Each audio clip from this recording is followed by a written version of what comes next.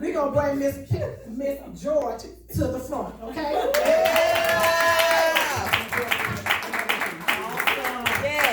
If you're happy and you know it, clap your hands. I said if you're happy and you know it, clap your hands. Now, that just got to be me. I'm talking about if you're happy and you know it, and you're blessed and you know it. Somebody ought to come on and put them hands together. Can we just give it up real quick for the visionaries and for the other speakers from today?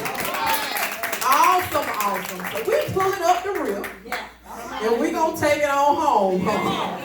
And what better way to do that than with the woman that I call my girl? I am a certain woman. I am a certain woman with an issue. Come on. I am a certain woman with the issue, and because of that, I know I got to get to Jesus. Have you ever been the certain woman? Come on. The certain woman with an issue. In the Bible, the certain woman in Mark 5 had an issue that was of blood. But at different stages of my life, I have found myself as the certain woman with many different issues. I have had insecurity issues, self-esteem issues, emotional abuse issues. I've had an issue of money, an issue of debt. God knows I've had some marriage issues and even rejection issues. I've experienced issues of the church and issues of my family, business issues and health issues, just to name a few. As women, we tend to wear an S on our chest and a cape on our backs. We try to be superwoman. Sometimes our issues come as a result of us trying to be everything to everybody. Instead of submitting ourselves to the one and true God who is able to do exceedingly abundantly and more. One day I'm going to preach this. I'm not your superwoman. The S on my chest stands for saved, not super. See, the thing about trying to be everything to everybody is oftentimes it leaves us very little for us to be to ourselves. That's right. It puts you in a place of turmoil and uncomfortability. If I'm superwoman, I can't have an issue. Well. And overlooking an issue is what we call denial. In order to get out of something, you have to first realize that you're in. Right. To get rid of an issue, you have to first realize that you have an issue. There can never be rectification if there isn't first recognition. How can you get healed from something that you are hiding? I want to introduce you to a friend of mine. Somebody that I've come to know quite well. You probably already know her. She's a woman of great strength, a woman of great courage, a woman of wisdom.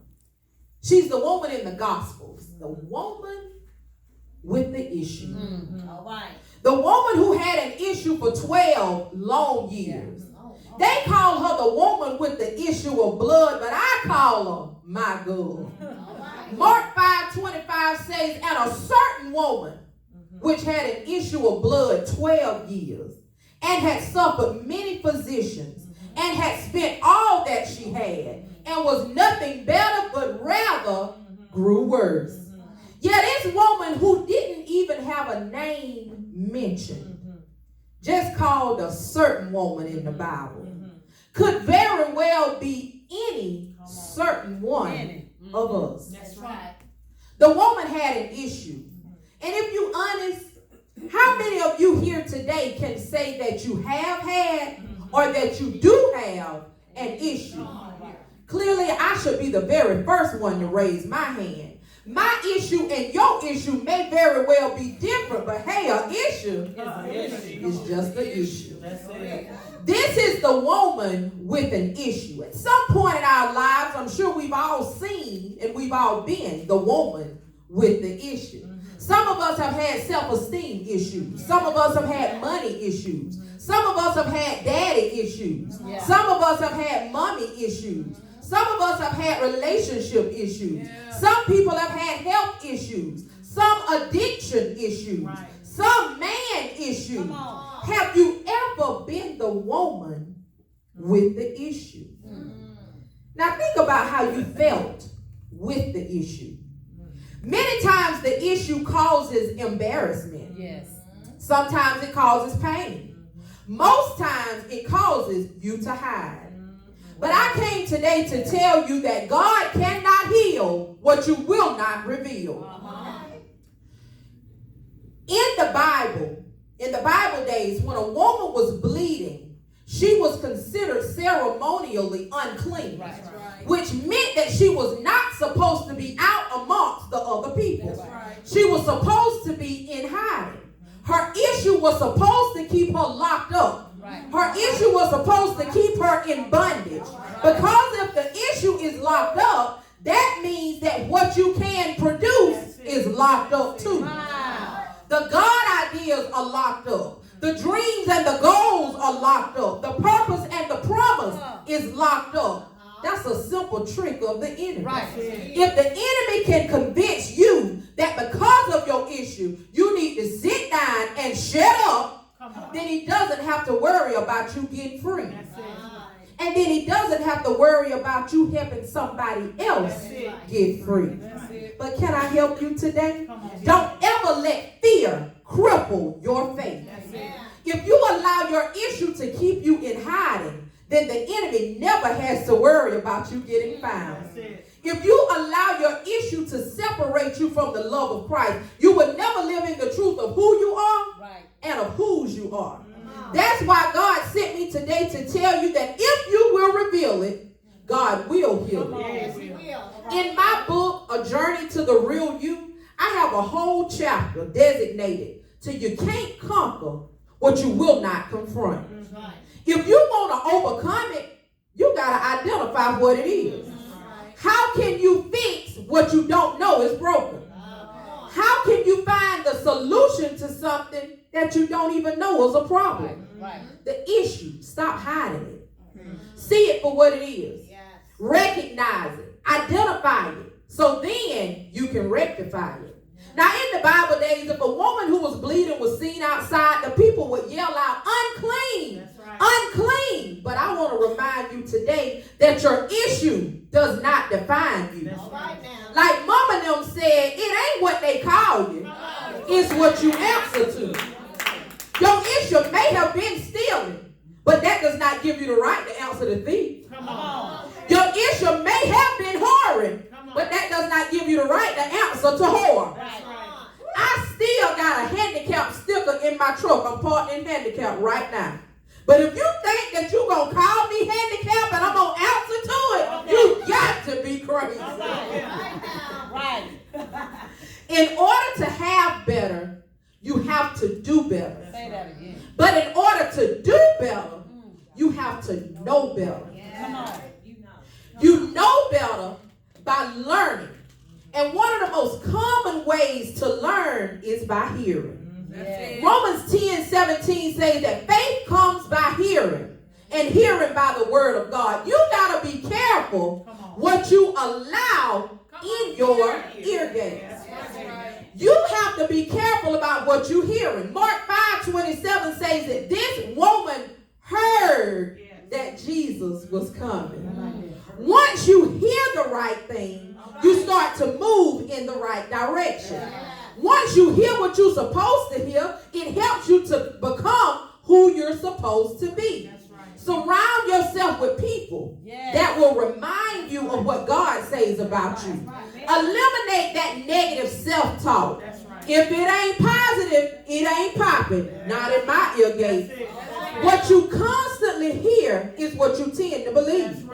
Hear the right thing so that you can believe the right thing, so that you can become the right thing. Because if you act on what you believe, you'll use your daily affirmations to build yourself and remind yourself of what God has said about you. You are fearfully and wonderfully made. You are the head and not the tail. You are above and not beneath. You are the lender and not the borrower. You are the righteousness of God. You are responsible for making sure that you hear the right stuff. To make sure that you're moving in the right direction. Apparently, my girl with the issue of blood, she must have known that the issue was not her portion. Because she heard about Jesus and she decided to do something about it. I think this is my most favorite part of the story, because in order to get freedom and transformation, there has to be some action. And that action is not always easy. We have to do more than name it and claim it. We got to do more than see it and say it. Sometimes we got to fast and pray. Sometimes we got to work and wait. Sometimes we got to cut off some people and cut off some places. Sometimes we got to shake the dust off and find us some new friends. Sometimes we got to get up off our knees and go do something. And do something is exactly what this woman did. The Bible says that it was a lot of people around Jesus. So my girl had to press her way in order to get to him. She had to press her way. And you're going to have to press your way too in order for you to get your issue resolved. Doesn't matter how long it's been. Doesn't matter how hard it is. You just keep on pressing. Because we've always heard that there is a blessing in the pressing. What I like about this woman with the issue of blood is that she was not willing to stay the same. When better was available, she became an example for the rest of history. That just because you are messed up doesn't mean that God won't bless you up. Because God will use what is tearing you down to build somebody else up. And as much as I love this woman with the issue of blood, I want to introduce you to another certain woman. A certain woman that I know just a little bit better than the woman with the issue of blood. This certain woman had an issue called POTS. Postural orthostatic tachycardia syndrome. She had been from doctor to doctor and accumulated so many medical bills that unless God sends a miracle, they won't never get paid off. She went from doctor to doctor, but she didn't get any better. Rather, she grew worse.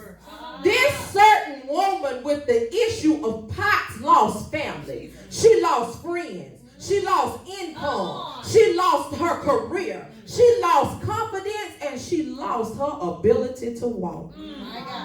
This certain woman has learned how to relearn how to walk 6 different times since she first learned as a baby. But this certain woman acknowledged her issue. She didn't pretend that she wouldn't see. She didn't hide what was hurting her.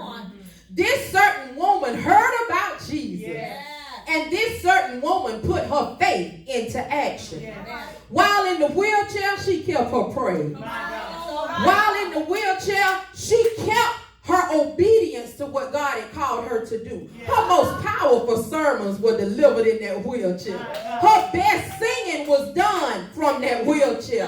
She launched a business and a nonprofit in that wheelchair. She created products and services in that wheelchair. She hosted impactful events in that wheelchair, and she kept seeing past the wheelchair. Past the wheelchair was a promise. Past the wheelchair was a purpose. Past the wheelchair was a Savior who she knew was too just to see her in that condition and leave her there. She saw herself gracing platforms on her own 2 feet, telling about the healing power of Jesus Christ. She saw herself out of the wheelchair and walking with her heels on. She saw herself not having a visiting nurse and not laying in the hospital for days at a time. Now, the woman with the issue of blood was not given a definitive name. But almost 35 years ago, my mama and my daddy gave the woman with the issue of POTS the name Mia Pittman. I always say that I'm blessed, that I don't just have to talk about the miracle of the woman with the issue of blood, but that I can share the miracle of Mia. This time last year, I had been in a wheelchair and out of work for over a year. I had lost so much, but in retrospect, I realized that I gained so much more.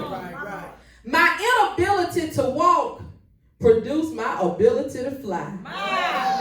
My fake friends dropped me so that my real friends could catch me. The ones the ones I expected to bless me and help me, talked about it. So that the ones that I didn't even know would come through and be a blessing to me. And I like to say that once I had learned all that I was supposed to learn from the issue of the wheelchair, that issue was resolved. One Sunday evening, my husband rolled me in that wheelchair into a church for a worship experience. Now you gotta hear what I said. We didn't go to church for church. We didn't go to church just to have another program. We had an experience. And bless God, they rolled me in the church that day. But I left from that church walking on my own 2 feet. I had to sacrifice my will for the will of God. I gave God my yes in that wheelchair. God stripped me of religion and he brought me into divine relationship with him while I was in that wheelchair. He did a great work in me while I was in the wheelchair so that I could continue a great work with him now that I am out. The issue issued. The issue issued. The issue issued promotion. The issue issued help. The issue issued empowerment. The issue issued transformation. My pain promoted me. My hurt helped me. My embarrassment empowered me. Ultimately, grace guided me to soul transformation. Transformation is necessary.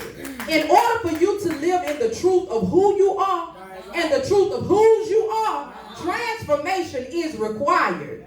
We're not called to stay the same and continue doing the same. Romans 12:2, my favorite, says, and be not conformed to this world, but be ye transformed by the renewing of your mind, so that you may prove what is that right, perfect, and acceptable will of God. When you know who you are, you know what to accept. I know that my sickness was not unto death. I knew that in the wheelchair because God told me that. And once he says it, that settles it. My identity was not found in my huge charts at the doctor's office. My identity was not found in my membership at that church. My identity was not found in a classroom at them folks' schoolhouse. My identity was not found in who I was married to. No, my identity is found in him who made me, him who created me, him who shaped me, him who formed me, him who purposed me, and him who called me for such a time as this. But guess how he got me to understand that? I had issues in every area that I mentioned. It didn't feel good when my health was failing and the doctors just didn't know what to do. It was heartbreaking when what I had known as church rejected me. And my career that I had given my all to, hired somebody else and let them pack up my classroom before I even accepted my retirement. My God. All of these issues, I've had enough issues to run a sane person crazy. So whenever the testimony comes forth that I could have lost my mind, I tell you, I like to ran because that really resonates with me because that is my testimony. After you hurt for so long, all you really want is healing. But in the process of getting healed, you come to understand the importance of wholeness. If all God had done for me was get me out of that wheelchair, but not help me to deal with the issues that my issue had produced, I I would still not be well. That's right. Sometimes issues produce issues. Yeah. One issue leads to another issue, which leads to another issue.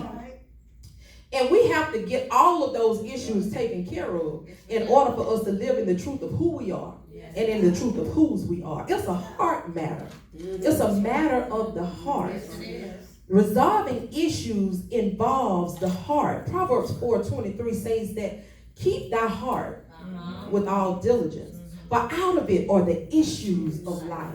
And the verse that follows tells us the verses that follow tells us exactly how to do that. And I have to share these with you. Put away from thee a froward mouth, and perverse lips put far from thee. Let thine eyes look right on, and let thine eyelids look straight before thee.